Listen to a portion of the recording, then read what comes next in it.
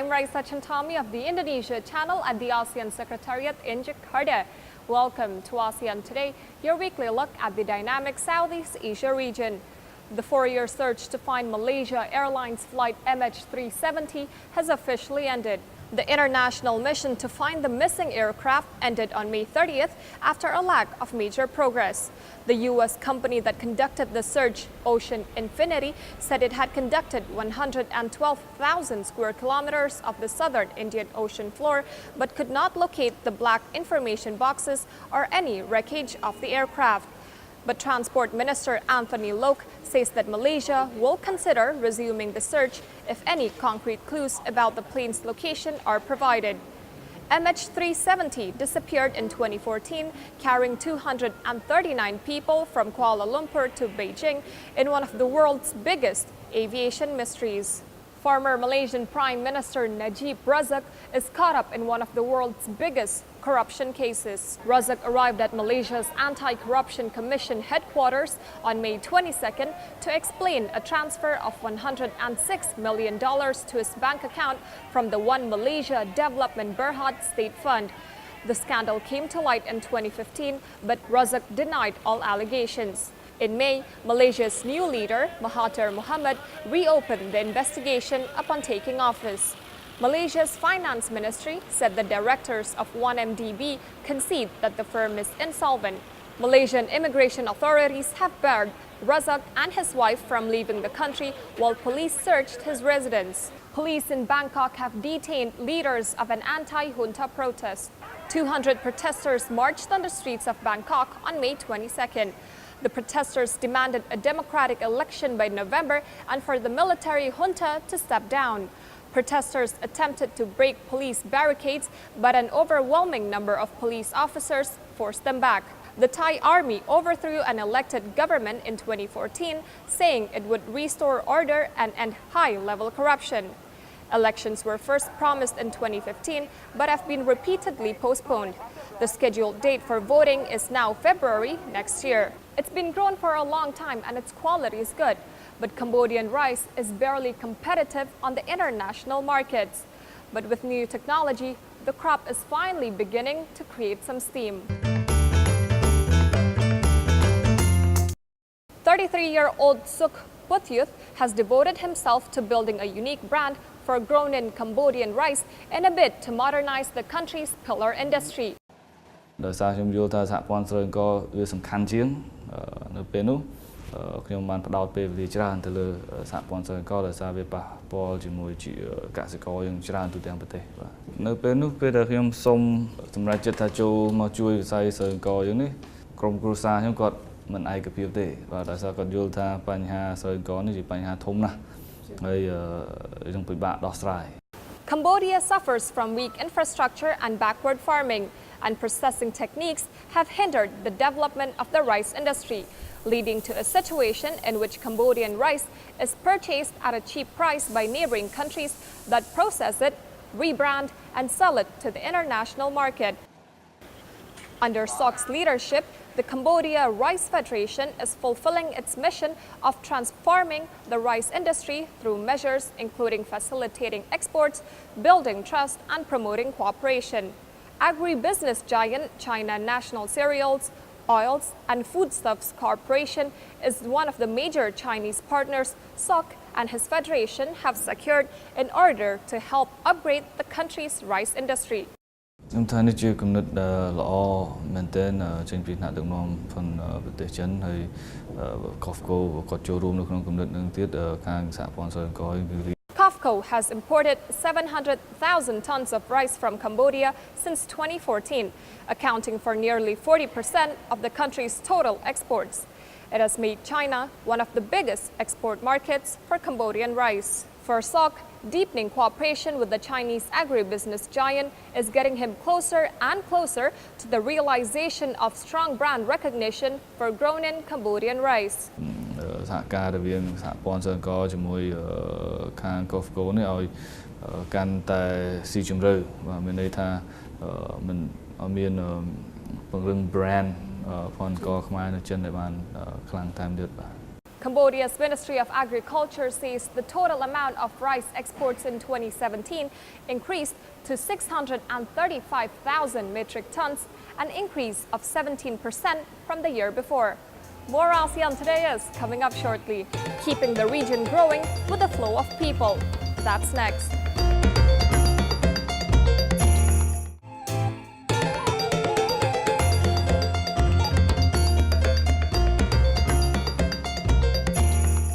You're watching ASEAN Today. I'm Raisa Chantami in Jakarta.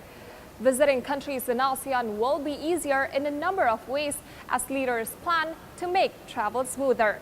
The goal is to boost mobility in and to the region.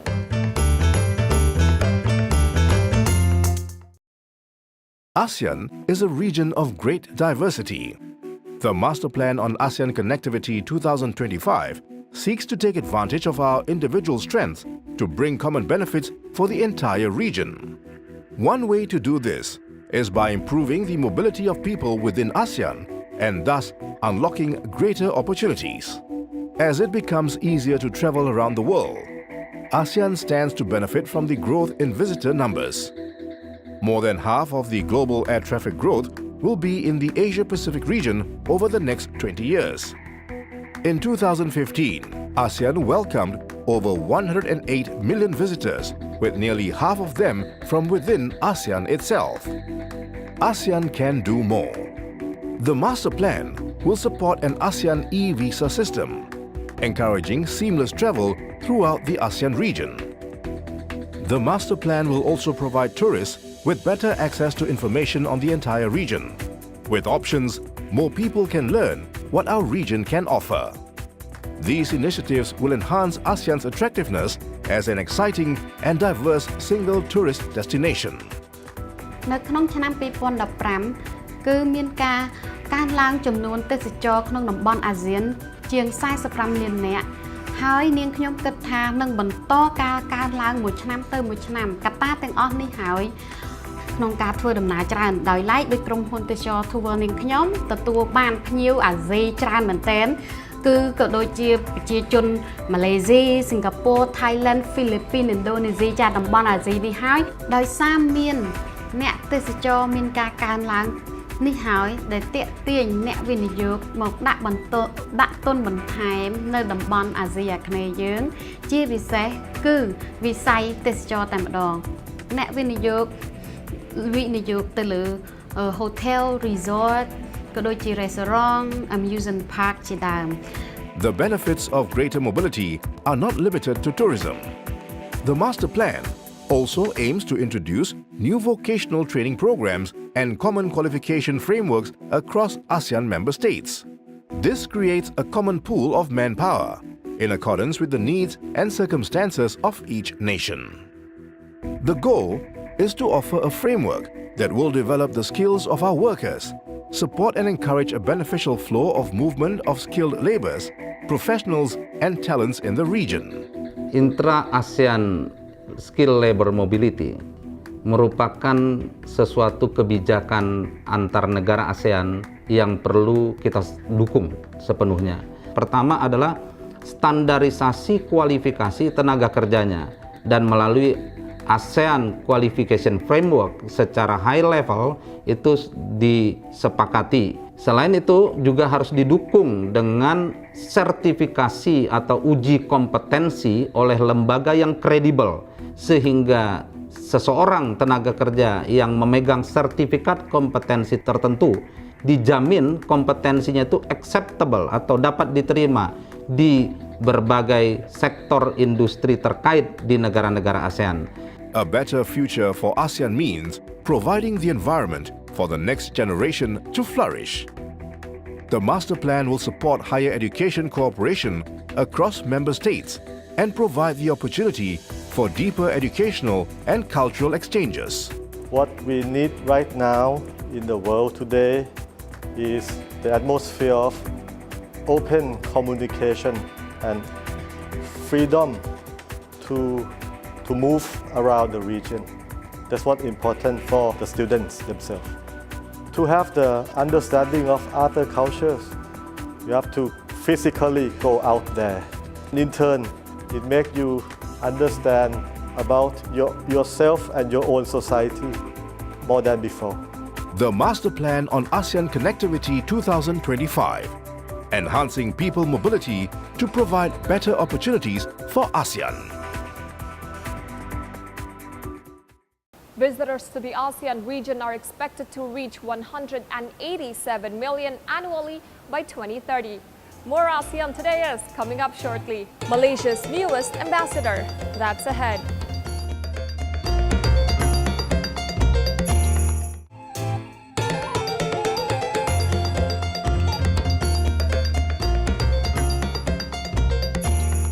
This is ASEAN Today, coming to you from Jakarta, home of the ASEAN Secretariat. Displaced residents of the Philippine city of Marawi remain uncertain about their future. ASEAN Today's Fauzil Azam reports. 1 year after an armed conflict in which 47 civilians were killed and 460,000 were displaced, Zubaida Komadag still lives with her family in a makeshift shelter built by the government. Shortly after the outbreak of the Battle of Marawi on May 23rd last year, Komadag experienced the darkest moments of her life. Upon hearing gunshots, Komadag's terrified neighbors ran from their homes. But Komadag's gravely ill husband was unable to escape. Komadag and her daughters had to leave her husband at the hospital while they searched for a vehicle to transport him to safety.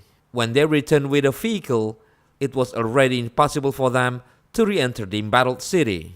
After that, when we evacuate to Iligan, it so happened that somebody called us that my husband already passed away.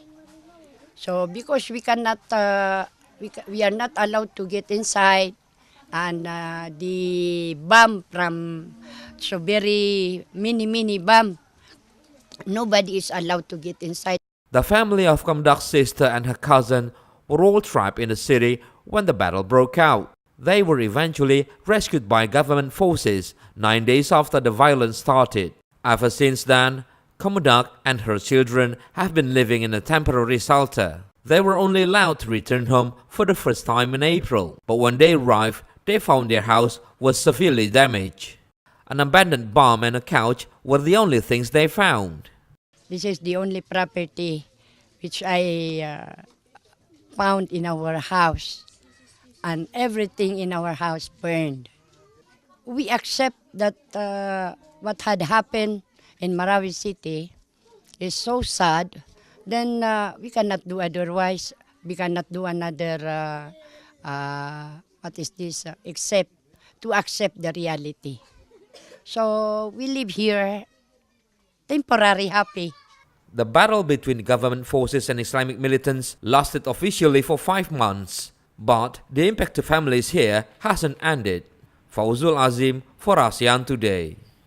Here are several events on the ASEAN calendar. Canadian pop legend Celine Dion will be live on stage at Indonesia's Sentul International Convention Center on July 7th. In Malaysia, the Rainforest World Music Festival will be held from July 13th to the 15th in Sarawak Cultural Village. And the Singapore Food Festival will fire up from July 13th to the 29th throughout the island nation. The second baby of a popular panda couple in Malaysia was welcomed to the world. ASEAN Today's Wendy Widiantini has the story.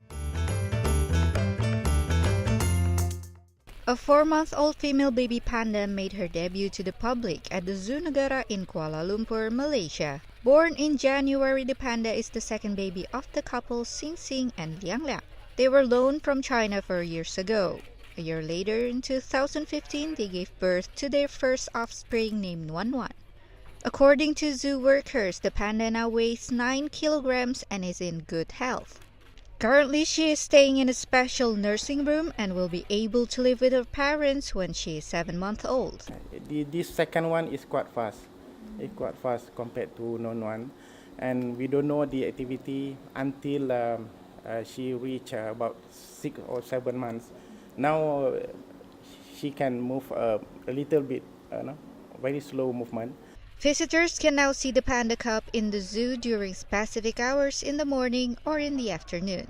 The Chinese ambassador to Malaysia came to pay a special visit to the newborn panda, saying the baby is a new representative that symbolizes China and Malaysia's friendship.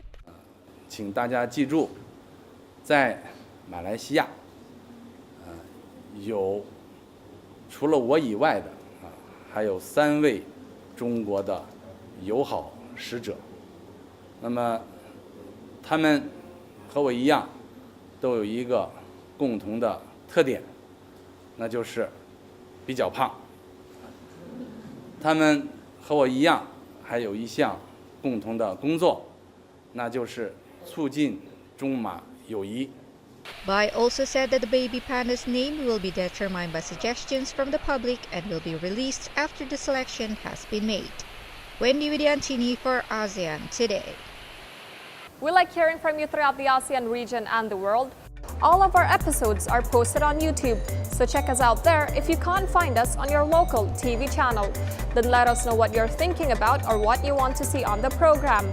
Email us at ASEANTodayTV@gmail.com, post something on our Facebook page, or tweet us at ASEANTodayTV.